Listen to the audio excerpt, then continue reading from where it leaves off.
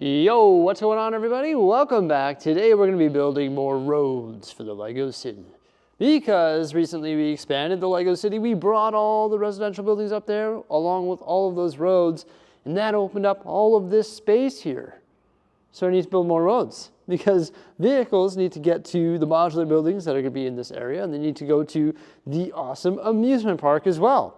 So in order to do that, I have to crack open all of these roads here, and we've got to get building. Luckily for us, Mrs. Bricksie's here, so we're going to have two people building roads all day. There's lots of other things that we could be doing today, but I just don't like the look of this. Yes, we're working on that region over there, but in the foreground, you see the sea of green base plates, which needs to be transformed. That has to change. Do I feel like building roads all day? Yes, I do. So that's what we're gonna do. Let's get started. First things first, we've got to sort the mess that I left on the build table the other day when I was building the city. At the end of the day, I didn't feel like sorting. I was excited about placing the stuff and then getting home. So Mrs. Bricksie and I quickly take care of all that sorting there, and then we unbox all of those road plates. I know you can order the road plates themselves from Bits and Pieces, but the road plate packs actually come with quite a few valuable pieces, such as the 4x green plate, the little trees, and much, much more. They can build like street lights and road signs and all that different stuff. Now, in addition to the kits that we also had some like mixed up road plates that didn't really make any sense. The underlying brick didn't work out that well. There was some valuable underlying plates, such as 4x4 green plate, and there's some valuable underlying brick as well, such as 1x3 light bluish gray brick. And the configuration of it didn't match up because when we build our straight roads, we like having it consistent with our city. So all of those had to be deconstructed, parted out, and fully sorted. And we could recycle a bunch of those pieces into the road plates that we built today. So you see me doing that on the right-hand side there, and then you see Mrs. Bricksie on the left side, and she's building the 32 stud long road extenders, which are a layer of dark bluish gray brick, and then a layer of white plate, and then finally that's topped with dark bluish gray tile, and also a 1x2 dark bluish gray plate, so that we can use the 1x2 Technic brick and actually tack it in place. So the road plates are built on 32x32 base plates, and the first ones that we're tackling today are just straights. We're actually building 10 straights. We're probably going to need a few more than that, but we may as well just build 10 assembly line style. So we're just taking those road plates, the 16x16s, and tacking them together with some miscellaneous 2x plate in whatever color. And then we fill in all the tile spots with, of course, the lines going through the center. And we put those road extenders on the left and right side of the 16x16 plates. So that's the first two stages of the assembly, the road extenders and also getting those 16x16 plates actually tacked onto the 32x32 plates. Then what we do is we take the grill elements and a light blue 1x2 plate and we put 4 studs in on either side and we frame that grill element with dark bluish gray brick. And that's how we actually create the sewer effect on the city streets. For example, when you look at one of those road plates there, you'll see a little hole on the upper left side and the bottom right side. Those are our sewers.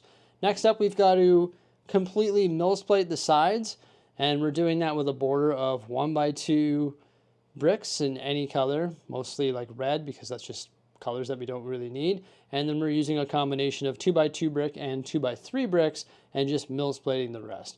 We're making sure that we keep our edge all light bluish gray because that's going to match the color of the sidewalk and it creates the curb effect. Once the mills work is done, it's time to top that mills work with tile. So we're topping it with 2x2 tile, except for the tile that goes over top of the sewer that I was talking about. It's actually a 1x6 tile.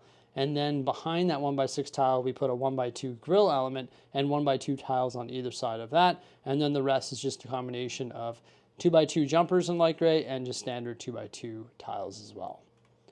You can see that it's Mrs. Bricksie just giving her on her own there, and I appreciate that. I had some other stuff that I had to take care of in the studio here, some behind the scenes stuff, and she could just build them all, which is awesome. It's always fun building these with two people just because it's such a repetitive task and we have to build so many of them, but the result of it is so nice and it's so worth it.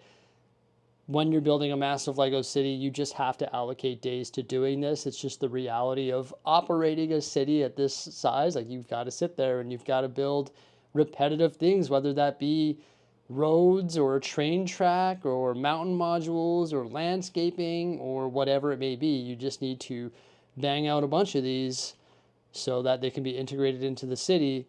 And then slowly but surely, the bigger picture comes to life as you sort of chip away at all these different repetitive tasks. Before we continue with today's video, I wanted to let you know about a really cool program called Lego Replay. They're celebrating their 5th anniversary. Lego Replay is a program where you can donate your old and pre-loved Lego pieces. I'm always sorting Lego bricks, and I've got a lot more to sort. And as I'm sorting, I always come across pieces that I don't really need, and I never know what to do with them. And that's why Lego Replay is so cool, because I'm going to be able to donate those pieces to children in unserved communities. They're going to be like, oh my gosh, that's such a cool bathtub. Or look at this transparent yellow element. That is so cool. It looks like a flying saucer. This guy's got a mustache. That is such a neat piece. It's a great way to donate Lego bricks for free. They cover the shipping. It's really easy to do. All you have to do is unclick all of your pieces, put them in a box, seal the box, head on over to lego.com/replay, print your label for free, put the label on, and boom, there you go. You've donated your bricks. Now when I sort pieces, I've got one more category, and that category is the Lego Replay category. It's just one more motive to sort all my Lego. It's incredible to think that it's so easy to donate to children in unserved communities. I'm playing my part in helping the next generation of builders. Puts a smile on my face. That is awesome. Mrs. Brixie's building away here. She's the road building master. Look at that. She's got stacks on stacks on stacks, looking good. Some of them were built with dark bluish gray as the mills. You can see it's actually 4x dark bluish gray, all the 4x6 plate, and then 2x light bluish gray up against the roads. So we have that light bluish gray curb. And then some have been built like this here, where it's the 4x plate in the inside, and then the 2x colorful plate on the exterior, just so we have that curb. Just using all of our parts essentially, well, not all of them, we've got a bunch of sorting to do, but just using everything that's sorted right now. But it is nice having the parts sorted just in generic categories, like 1x2 bricks, because we use that for all our mills work, 2x2 bricks in any color, and then just a bunch of plate, because it doesn't matter if we use red or black or green, it doesn't matter. It's all just filler plate, so we can use whatever's available. That's why we like having it broken down by category first. Yeah, just building away here, and while she was continuing, I was doing a bit of editing, and then I also went down there and I started making a tally sheet of all the different stuff that we need to make. So right now, we've just been focusing on straights, but we're gonna have to build some golf tees, and also some curves as well. But I want to get these straights built, place them, and then we can start to visualize what it's going to look like. Now I always like placing these road plates in stages just so I can visualize what else I need to build, because a lot of the road plates in the Lego City have to be very specialized for garage pull-ins or T intersections or specialized curves or whatever it may be. So I like building the straights, getting the straights laid in, and then I actually use some of the old school road plates and place them in the empty holes. Then once I have the straights and temporary ones laid, I can really visualize exactly what I need to build. We pushed right to the bitter end to try and get all these roads done. Oh, we almost got there, but not quite. We managed to get 3 T's done. So you got the T right there. There's a T over there by the entrance to the tunnel, and then another T right there in front of the gas station. And then we got 2, oh, not quite actually, just 1.5 curves done. So there's this one here. It looks like it's missing one lonely piece, just realizing that now, the quarter round tile there. And then there's one more curve over there. I just didn't quite have enough time, or we didn't have quite enough time to get the road extensions done for that and get the sidewalks finished off there. But off to a tremendous start here for these roads. As you can see, they go toward the gas station there. We are going to have to build a custom one. It's going to be like a T intersection so that vehicles can drive into the gas station, so we'll get that one done. Also, I've got to build a half base plate road right there to fill in that gap between the tunnel and the actual road. And the nice thing about this road system here is the fact that we're branching off this way toward the amusement park. I am considering doing an angled road. I didn't have a chance today to figure that out, but we could potentially branch this road off at an angle and come that way and then do a loop in front of the Bricksie Land Amusement Park entrance. That might look pretty cool, but one thing that I really like about this layout here is the fact that we have so many open spaces for modular buildings. For example, behind the Quickie Mart, there is 4 32 by 32 base plates. Right here, we have up to 6 32 by 32 base plates if I move this train station somewhere else, because it doesn't make any sense right now. We could just put that in storage because it has the raised line and also the ground line, but we've got 2, 4, 6 base plates right there. And then we could also fit more in front of the Bricksie Land entrance if we wanted to do some sort of grand entry.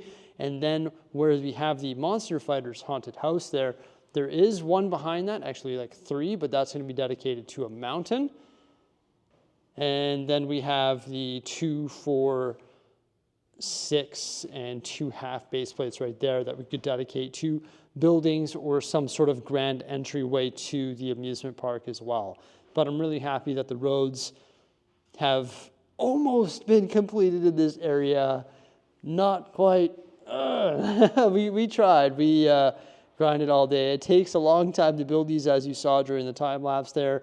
A lot of pieces go into it, and just getting it all done and processed as quickly as possible was our mission today. But it's actually Halloween, and we're going to go trick-or-treating with the kids. I really should fix up this mock graveyard in front of the Monster Fighters haunted house. Ooh, spooky Halloween vibes. There we go. But when we continue, sorry, I'm losing my voice. But when we continue here in the Lego City, I do want to fix up the remainder of those roads, figure out what we're going to do in this area, and then continue working on the development of that road over there with the ramp and tunnel entrance. Like I mentioned at the beginning of this video, there are lots of different things that we could have continued working on, but this sea of green base plates right before the Ninjago area wasn't really looking too good in my opinion, and I think the roads cleaned it up a bit. Even if it sits empty for now, I'm happy that the road infrastructure is there. And this sea of green base plates is sort of bothering me as well. So I do want to get this Bricksie Land loop entrance figured out and figure out what we're going to do in this area too. But I think we made some tremendous progress today. Thank goodness Mrs. Bricksie was here to help me. Absolutely fantastic. Thank you so much for coming on by. I hope you enjoyed this little Lego City update as we built a bunch of roads. Please remember to like, subscribe, and stay tuned for some more great stuff coming out in the near future. Farewell.